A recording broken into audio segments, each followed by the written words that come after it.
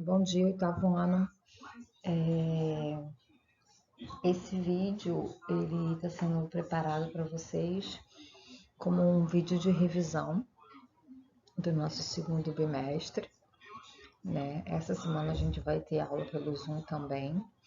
Então, eu vou orientar vocês que vejam o vídeo, né? Separem as dúvidas que vocês ainda possam ter sobre o assunto, para a gente poder estar resolvendo na nossa aula de quinta-feira, ok? Vamos lá então. Bom, o primeiro assunto que a gente viu nesse nosso segundo bimestre foram os polígonos, né? E aí a gente vai estar relembrando aqui os elementos que compõem um polígono.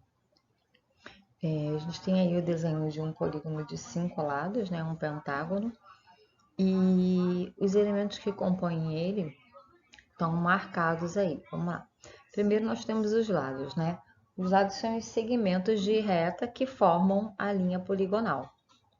No caso do nosso pentágono, nós temos os lados AB, BC, CD, DE e EA. A ordem pode ser inversa também, tanto faz. Nós temos os vértices, né? Os vértices são os pontos de encontro de dois lados consecutivos. Nesse nosso caso, os vértices são A, B, C, D e E. Temos os ângulos internos, que são aqueles ângulos formados por dois lados consecutivos do polígono, só que são os que estão dentro do polígono. No nosso caso, assinalado aí, ângulo A, B, C, D e E. Temos também os ângulos externos. Os ângulos externos são os ângulos formados por um lado do polígono e pelo prolongamento do lado consecutivo, tá? Nesse caso aí, está marcado como E1, E2, E3, E4 e E5. E temos também as diagonais. As diagonais são os segmentos de retas que unem dois vértices não consecutivos de um polígono. No pentágono é bem fácil a gente poder estar identificando as diagonais, né? No nosso caso aí temos AC, AD, BD, BE e CE. Bom, nem sempre a gente vai conseguir calcular o número de diagonais de um polígono olhando para ele, né? Quanto mais lados um polígono tiver, maior é o número de diagonais. Então, às vezes, fica difícil. Vamos, por exemplo, a gente tem aí ó, o desenho do octógono.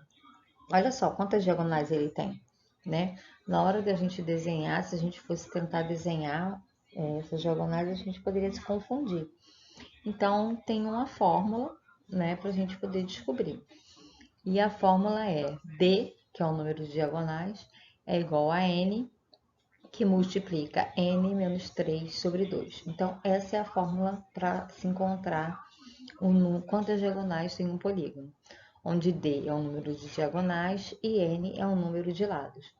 Lembrando que na operação, a gente vai primeiro resolver o parênteses, né? Depois a gente resolve a multiplicação e aí a divisão. Tem um exemplo aí de que ele pede para calcular o número de diagonais do octógono. É só a gente substituir n por 8, né, fazer a operação aritmética e vamos chegar no resultado que o octógono tem 20 diagonais. Bom, agora a gente vai estar vendo como é que a gente faz para calcular a soma dos ângulos internos de um polígono, né? A gente também consegue chegar nesse resultado através de uma fórmula, tomando como base um triângulo, né? A gente sabe que a soma dos ângulos internos de um triângulo é igual a 180 graus. E a gente sabe que qualquer polígono regular também pode ser decomposto em vários triângulos. Então, para achar a soma dos ângulos internos de um polígono, a fórmula é SI, que é a soma dos ângulos internos, é igual a N menos 2 vezes 180. Lembrando que N é o número de lados, primeiro a gente resolve o parênteses e depois multiplica por 180. Ah, Vivian, e se eu quiser saber qual é o polígono, como é que a gente vai fazer? A gente vai fazer a operação ao contrário. Se eu falei quanto é a soma, por exemplo, se eu disse que a soma do ângulo interno do meu polígono é 540. Como é que a gente vai fazer? A gente vai primeiro dividir por 180, ok? E depois somar com 2.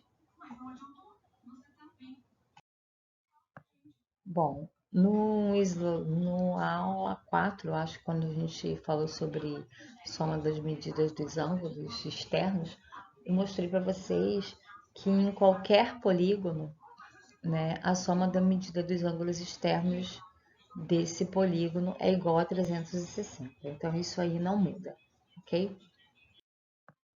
E aí, agora vamos ver a relação, né? Se eu consigo saber a soma das medidas dos ângulos internos e externos, eu também consigo saber quanto mede cada ângulo interno e cada ângulo externo do polígono regular. E como é que eu faço? É muito simples, é só eu pegar a soma e dividir pelo meu número de lados, ok? Então, se eu tenho um polígono onde a soma dos ângulos internos dele é 540, né?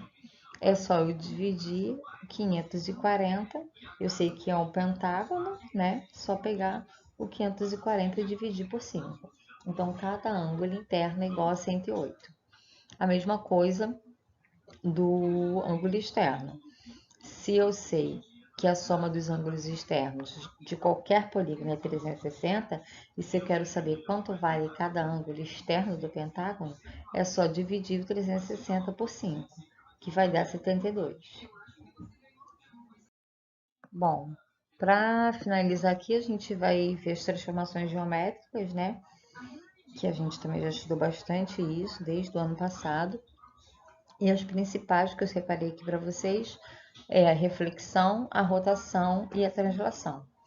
A reflexão, ela ocorre quando uma figura é refletida em relação a um eixo, né? Que esse eixo é chamado de eixo de simetria. É como eu vejo uma figura espelhada, né? A rotação, ela ocorre quando a figura resultante é obtida através de um giro, ok? E esse giro ele tem um sentido, pode ser um sentido horário ou um sentido anti-horário.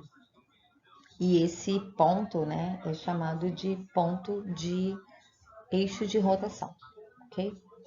A translação é simplesmente você deslizar a sua figura no papel, sem girar ou sem refletir.